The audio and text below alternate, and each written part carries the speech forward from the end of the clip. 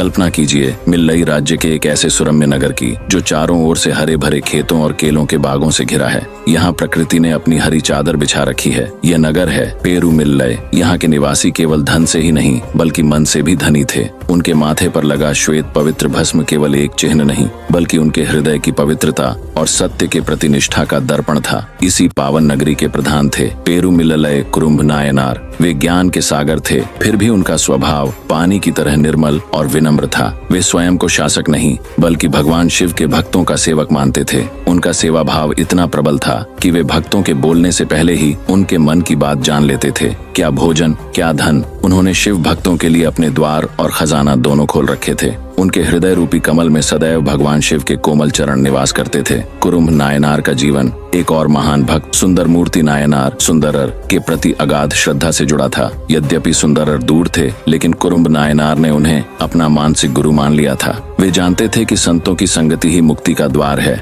उन्होंने सुंदरर का ध्यान करते हुए और शिव के पंचाक्षर मंत्र के निरंतर जाप से अष्ट महासिद्धियां प्राप्त कर ली थीं। लेकिन उनके लिए ये चमत्कारिक शक्तियां महत्वपूर्ण नहीं थीं। महत्वपूर्ण था वह आनंद जो उन्हें शिव और सुंदरर के ध्यान में मिलता था। समय का चक्र घूमा। उधर चैर साम्राज्य की राजधानी कोडुनगोलूर में एक अद्भुत घटना घट रही थी। भगवान शिव ने अपने प्रिय भक्त सुंदर मूर्ति नायनार को कैलाश बुलाने के लिए अपना दिव्य श्वेत हाथी भेजा था। यहाँ मीलों दूर बैठे कुरुम्ब नायनार ने अपनी दिव्य दृष्टि से यह दृश्य देख लिया। उनके मन में विचार आया, मेरे आराध्य सुंदरर इस नश्वर संसार को त्याग कर कैलाश जा रहे हैं। जब वे ही यहाँ नहीं रहेंगे तो मैं इस पृथ्वी पर रहकर क्या करूँगा। प्रेम और विरह की इस चरम अवस्था में उन्होंने एक अद्भुत निर्णय लिया। उन्होंने ठान लिया कि वे सुंदरर के कैलाश पहुँचने से पहले वहाँ पहुँचेंगे ताकि अपने स्वामी का स्वागत कर सकें। उसी क्षण कुरुम्ब नायनार ध्यान में बैठ गए। उन्होंने अपनी प्रबल योग शक्ति का आह्वान किया। अपने प्राणों को ब्रह्मनाड़ी में प्रवाहित करते हुए उन्होंने अपने शरीर के चारों अंतःकरणों को एक कर दिया। संसार के नियमों को पीछे छोड़ते हुए उन्होंने अपने शरीर का त्याग किया। उनकी आत्मा सुंदरर के श्वेत हाथी से भी तीव्र गति से यात्रा करती हुई सुंदरर के पहुंचने से पहले ही